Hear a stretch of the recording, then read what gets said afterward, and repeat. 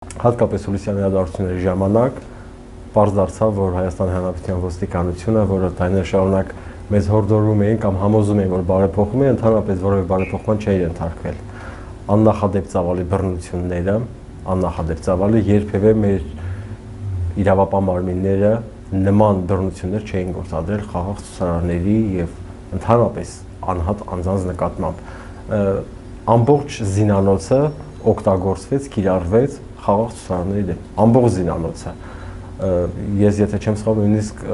կիրառվեցին զինատեսակներ, որոնք ուղղակի անթույլատրելի չէր կարելի։ Դա իհարկե մասնագետները կասեն, բայց միանշանակ փաստ էր, որ ոստիկանությունը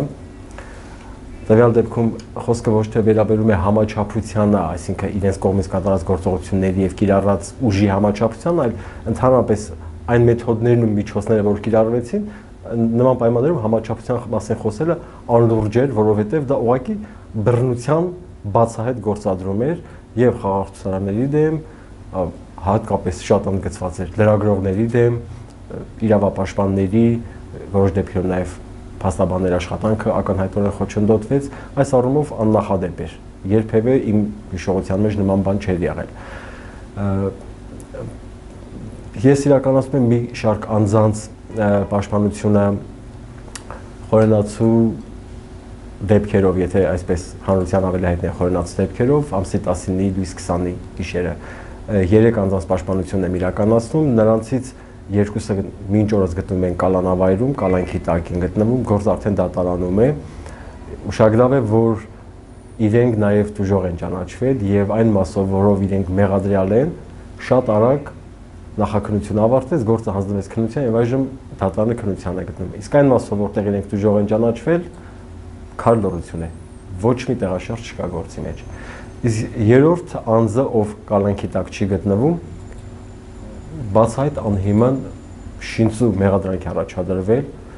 պատանին մոտ 3 ամիս մնաց անազատության մեջ, հետագայում պարզեց, որ ոչ մի տեսանյութ, ոչինչ չունեն, ընդամենը կար մեկ ոստիկանի ցուցմունք նրա դեմ եւ կար մեկ անանուն եւ գաղտնի էր պահվում այդ օպերատիվ աշխատողը, նրա ցուցմունքը իմ պաշտպանյալի դեմ, հետաքրքիր որ մենք միջնորդեցինք, որ առերեսում արվեր եւ անձի դեմ ցուցմունք էր տրվել որևէ անձ, մեզ մերժեցին նույնիսկ առերեսմանը, բայց կար ժամանակ անց Վարույթ Մինակալստող մարմինը հասկացավ, որ այդպես չի կարող լինել եւ նրա նկատմամբ կիրառված խափանման միջոցը փոխել է սորագություն չհեռանալու մասին։ Այս պահին նրա մասով քննությունը ընթանում է։ Միաժամանակ իրականացնում նաեւ մի շարք դժոխ անձանց իրավունքների պաշտպանությունը, ովքեր տարբեր մարմնական վնասվածքներ են ստացել, Թադևոսյան Արսենը ծնոտի կոտրվածք ուներ ուղղակի։ Նա այժմ գտնվում է Գերմանիայում բուժումների եւ գիտեմ նաեւ որոշակի խնդիրներ ունի, նաեւ նյութական առումով բուժումները ամբողջությամբ իրականացնելու աղջիկներից մեկը բազմաթիվ բեկորային վնասվածքներ ուներ, շատ երկար ժամանակ դժոխ չէր ճանաչվում։ Հետաքրքիր էր, որ ինքը իր մարմնից հանած բեկորները հանձնում էր քննիչին։ Անկամ այս պայմաններում իրեն դեռ դժոխ չէին ճանաչում։ Կար բուժհաստատություն օգնություն էր դիմել, այսինքն այս անձանց մասով առերևույթ կա քննություն կա, հարուցված քրեական գործ կա, բայց դրանից այն կողմ ոչինչ չկա, բացարձակապես ոչինչ չկա։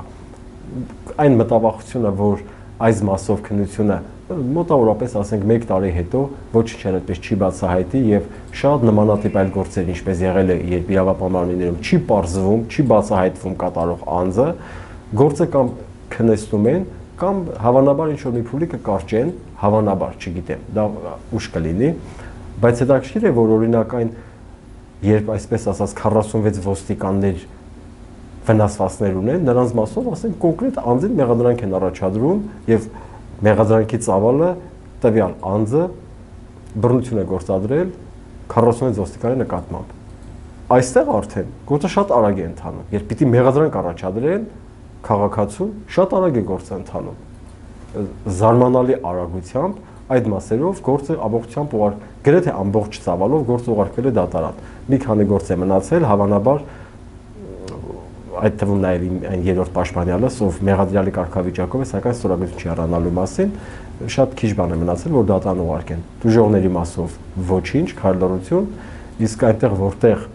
ենթադրյալ կամ առերևույթ որակում են տվել բռնություն իշխանության ներկայացուցիչի նկատմամբ կամ զանգվածային անկարգություններ, այստեղ շատ արագ բացահայտումները կատարվեցին։ Այս ամենը ցույց է տալիս, որ Հայաստանի Հանրապետության ոստիկանությունը, իրավապահ համակարգը իր կիրառած մեթոդները, օգտագործած հատուկ միջոցները ոչ թե համաչափ չէր, այլ ուղղակի անթույլատրել էր։ Ես կարծում եմ, որ միջազգային արձագանքը հատկապես տարեվերջյան, երբ արդեն միջազգային հեղինակավոր կազմակերպությունները զեկույցներ են հրապարակում, Հայաստանի վարկանիշը